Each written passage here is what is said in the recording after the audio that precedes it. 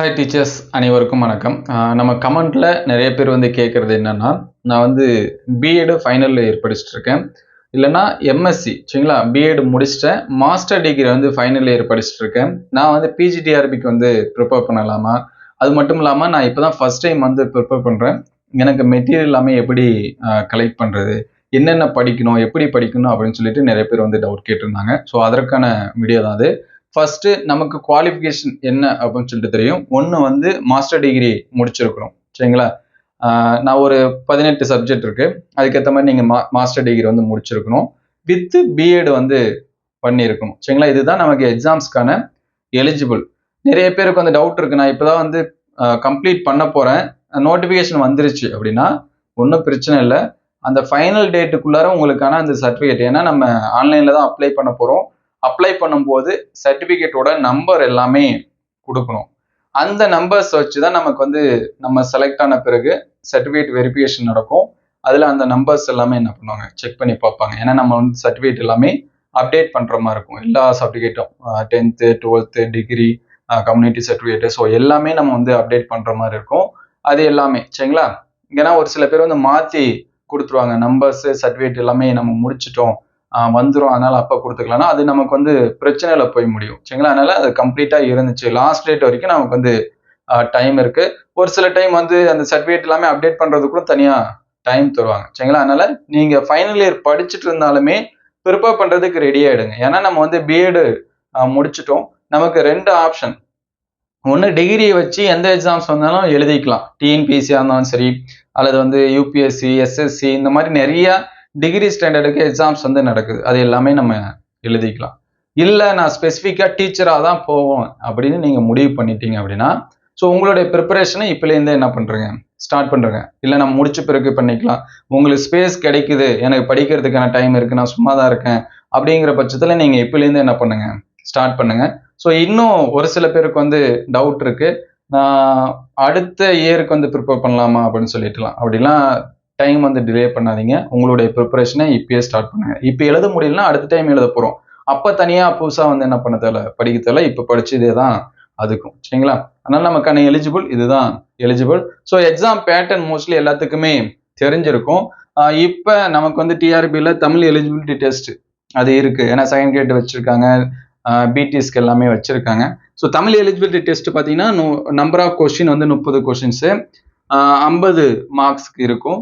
இதுல நமக்கு 20 மார்க்ஸ் எடுத்தா எலிஜிபிள் சரிங்களா. இதை வச்சுதான் அதுக்கடுத்து நம்மளுடைய மேஜருக்கு எழுதும் பார்த்தீங்களா 150 மார்க்ஸுக்கு, அதை கரெக்ஷன் பண்ணுவோம் அப்படின்னு சொல்லியிருக்காங்க. எல்லா எக்ஸாம்ஸ்க்குமே அந்த மாதிரி தான் பண்ணிட்டு இருக்காங்க.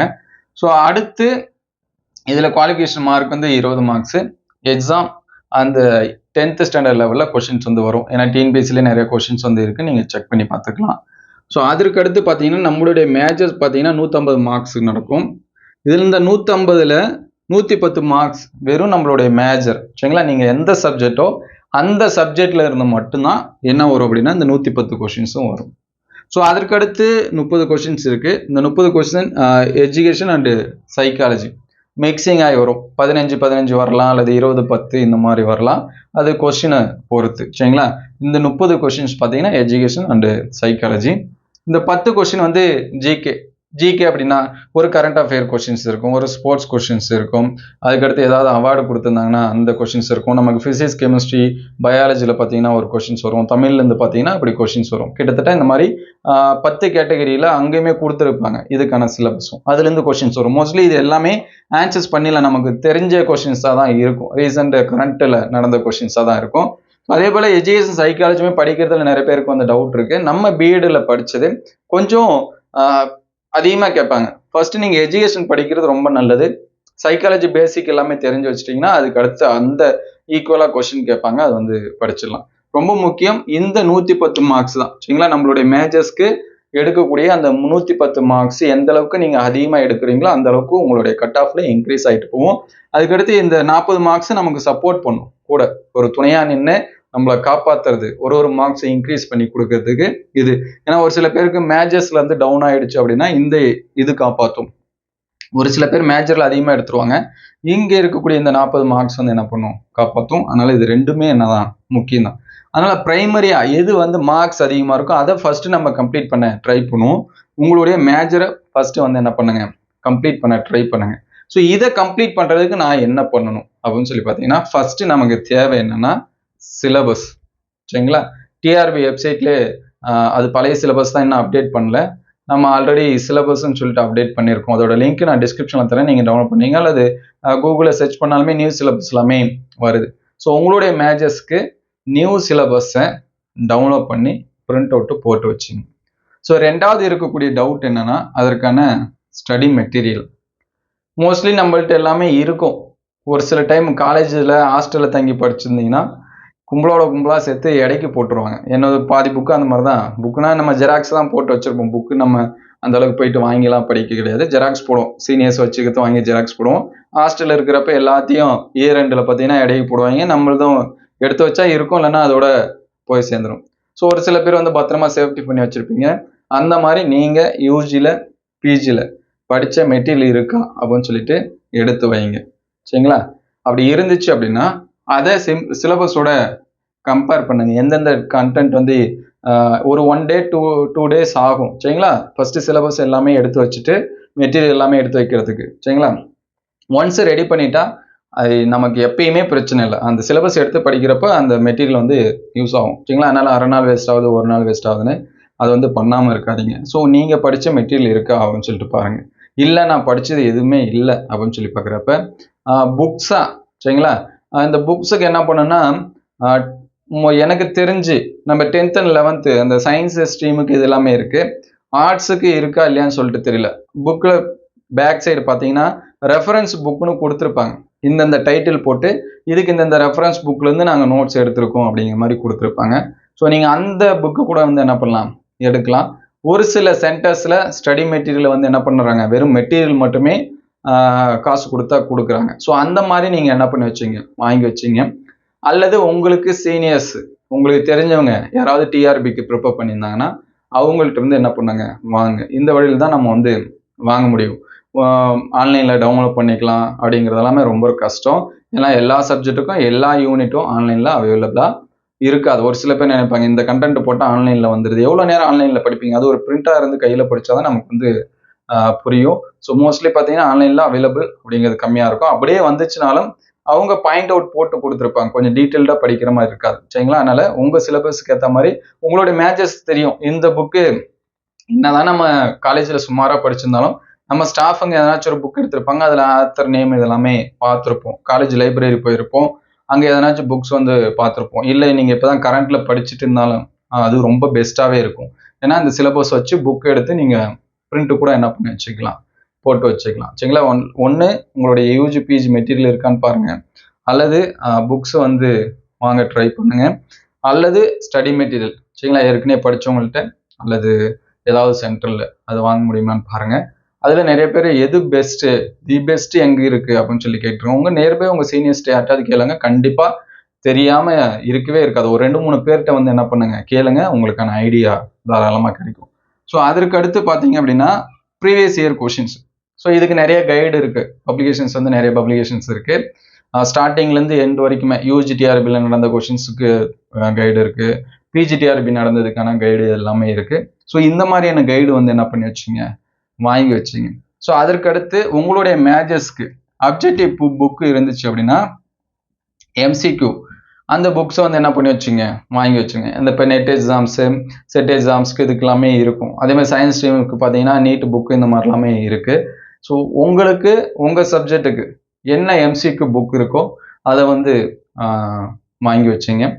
ஸோ ரொம்ப முக்கியம் என்ன அப்படின்னு சொல்லி பார்த்தீங்கன்னா, சிலபஸுக்கு எல்லா மெட்டீரியலும் கிடைச்சிருச்சு அப்படின்னா 1 by 1 நீங்கள் வந்து என்ன பண்ணலாம், ஒவ்வொரு யூனிட்டாக படிக்க ஆரம்பிக்கலாம். ஈஸியாக இருக்கிறதுலேருந்து படிக்க ஸ்டார்ட் பண்ணிங்கன்னா கண்டிப்பாக உங்களால் என்ன பண்ண முடியும் அப்படின்னா ஒரு ஐடியா உங்களுக்கு வந்து கிடைக்கும். இல்லை எனக்கு எந்த ஒரு இதுவுமே தெரியல அப்படின்னா தயவு செஞ்சு ஒரு கோச்சிங் கிளாஸஸ் எதனாச்சும் போயிட்டு என்ன பண்ணுறேங்க, ஜாயின் பண்ணுறேங்க. அது வந்து கம்ப்ளீட்டாக போகிற மாதிரி பாருங்கள்.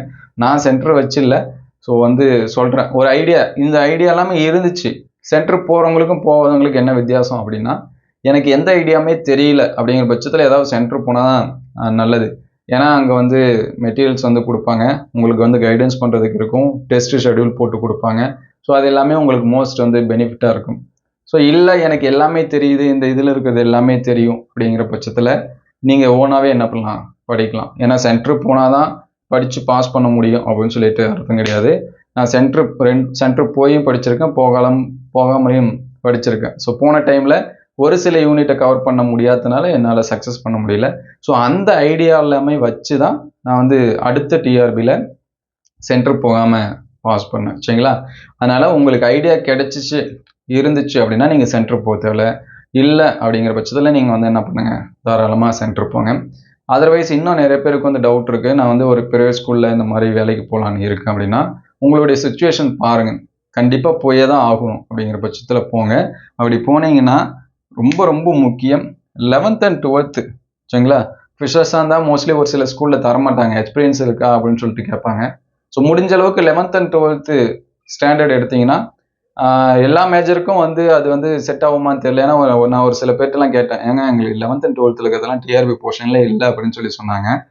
ஸோ உங்களுக்கு 11th and 12th இருக்கிறது டிஆர்பிக்கும் வரும் அப்படின்னா அந்த மாதிரியான டைமில் 11th and 12th ஸ்டாண்டர்டாக கொடுக்கக்கூடிய லோ சேலரி கொடுத்தாலும் பரவாயில்ல. ஸோ அந்த மாதிரியான கிளாஸ் வந்து என்ன பண்ணுங்க, ஹேண்டில் பண்ணுங்க. ஸோ என்னுடைய சஜஷன் ஃபர்ஸ்ட் என்னன்னா, நான் கட்டாயமாக வேலைக்கு போயே தான் ஆகணும், நான் போனால் தான் ரன் பண்ண முடியும் அப்படிங்கிற சூழ்நிலையில் நீங்கள் போங்க. அதர்வைஸ் 1 year அல்லது 2 years வந்து ப்ரிப்பேர் பண்ணுங்கள். ப்ரிப்பேர் பண்ணி எக்ஸாம்ஸ் வந்து என்ன பண்ணுங்கள், ட்ரை பண்ணுங்கள். அது அடுத்தடுத்த எக்ஸாம்ஸ்க்கு உங்களுக்கு என்ன பண்ணும், ஹெல்ப் பண்ணும். ஏன்னா ஏஜ் வந்து போயிட்டு அப்போ நம்ம வந்து என்ன பண்ண தேவை, ஃபீல் பண்ண தேவை. ஏன்னா டிஆர்பியே நமக்கு வந்து தெரியும் 2 years once 3 years once இந்த மாதிரி தான் நடந்துகிட்ருக்கு. இப்போ பார்த்தீங்கன்னா செகண்ட் இயர் டீச்சர்ஸ்க்கு இப்போ தான் ப்ரொஃபஷனல் செலெக்ஷன் லிஸ்ட்டே விட்டுருக்காங்க.